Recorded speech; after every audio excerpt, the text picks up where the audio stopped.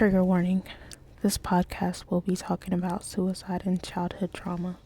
Hi, my name is Kira, and this is After I Decided to Stay, a podcast where I talk about my journey with suicidal thoughts and all the things I learned once I decided to stay here on this amazing planet with all you beautiful people. I'm doing this podcast because I need to say some things out loud. It is my desire to help someone by doing this, whether it be someone who is in the thick of it, someone who decided to stay like me, or a family member of someone who doesn't understand what they are going through. I'm not here to glamorize suicide or mental health. I'm not a medical health professional, and this podcast cannot be used as any form of therapy. If you need help with your mental health, I suggest that you find a mental health professional. You are worth it. You are not a burden. Thanks for being here. Let's start with my childhood. We have to start there because I decided to kill myself as a child. My childhood sucked. Of course, it wasn't all bad, and I'm not the kind of person who thinks of life in only black and white. But I find that when you were abused as a child, you tend to want to think it wasn't that bad. It causes you to continue to give people in situations that mistreat you the benefit of the doubt. So in these situations, I try to remember the bad so as not to get disappointed later by the people who have already hurt me. It wasn't always this way. I gave many chances, and now at the age of 28, I finally realized what the late, great Maya Angelou said was true.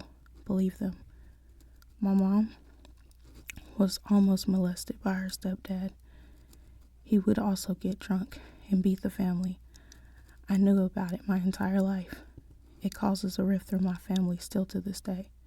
My Nana is the ringleader of my family. I always hated her because I felt like she had too much control. I remember her doing my hair when I was very small while talking down to my mother. I hated that. I still do. I still give her pushback when I see her. My mother should have been in therapy. Instead, she made her children her therapists. I knew too much even at the age of 3. I was also afraid of her. She would beat me for any little thing. Yes, even if I looked at her wrong. They say that one of the biggest breakthroughs in therapy is being able to empathize with your parents or something like that, but I have zero interest in that, especially knowing what I know now. My father lost his mother when he was 11 years old. She was murdered. It was a case of mistaken identity. He was then raised by his grandparents who died shortly after. He ended up staying in the house he was raised in without electricity and water. His father lived very close by and did nothing to help him. My father got up every morning and went to school. He graduated. He had 3 children with my mother. He was rarely in the home due to his drug addiction and fights with my mother. My mom beat me all the time, which made me scared of everything. I was still very outspoken though. I remember the first time my mom called me a bitch. I was 2 or 3 years old. I remember gasping. I didn't know what it meant, but I knew it was bad by the way she said it. I was a daddy's girl, but I didn't remember that until last year. I asked my mom, and she was like, "Yeah, you are."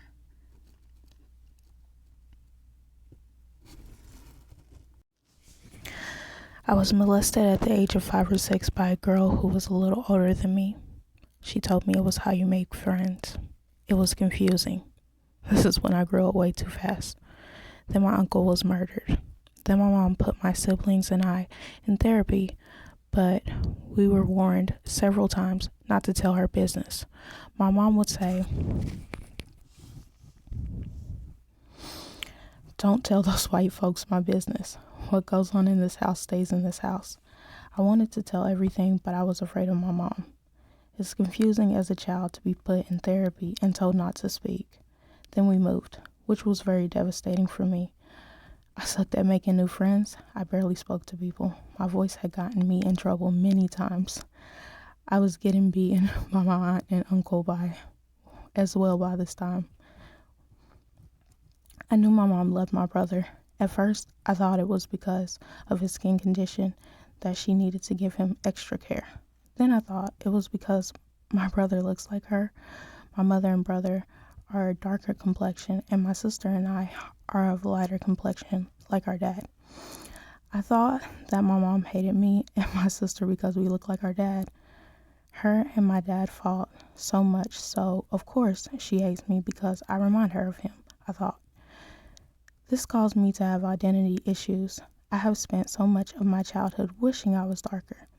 When I got older and my baby sister was born, who is dark skinned, I realized it has nothing to do with skin complexion and everything to do with gender. By the time I was in 6th grade, I had friends, but I wasn't happy. Then I realized that one of the ways I learned to make friends is not how you make friends. I hated myself. There was also a rumor amongst my friends that I was gay, which also caused me to question my sexuality for years. I think I was 9 years old when I decided to end things.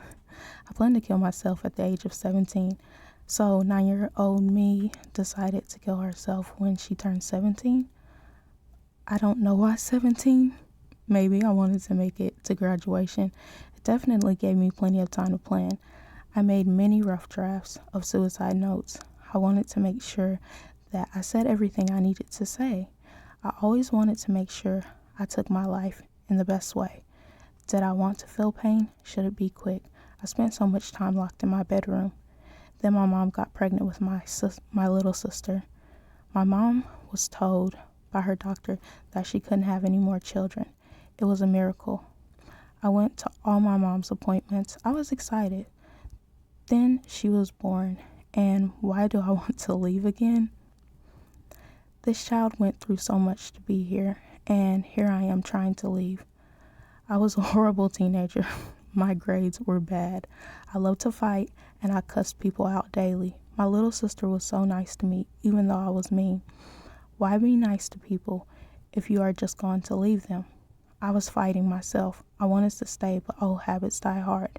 My little sister is the first person to show me unconditional love. She never asked me for anything. I used to take up for my older sister who looks like me. I would get beat for it. My sister would make sure I had new clothes and my hair looked nice. My mom only bought new things for my brother and herself. I got used to clothes and toys from a church pantry. I understood the favoritism very well by that time. My mom met my stepdad. He moved in down the street due to Hurricane Katrina. She moved in with him and took my little sister. Me and my other siblings were left at our house with no electricity and water. When I asked her why, she said, I offered for you guys to come. We were in middle school. Many things happened that I don't even want to get into. Maybe I will touch on these things in later episodes. By the time senior year of high school rolled around, I knew I was staying. It was the best and hardest decision. I had 2 things to live for at that point, my little sister and K-pop. I know that everything you have heard so far is crazy. I can't make this up. In fact, I wish I had made this up because I lived it and it was really difficult and painful. I'm glad I'm here and brave enough to talk about it. And I love being alive. I love it. Everything, the ups and downs, the high and lows, and I'm really, really blessed to be here, and I wouldn't have it any other way. I love being alive, and I would never take my life. I just want to tell you that right now. I don't have suicidal thoughts anymore. Let's take a deep breath. Thanks for listening. You are worth it. You are not a burden. Thanks for being here.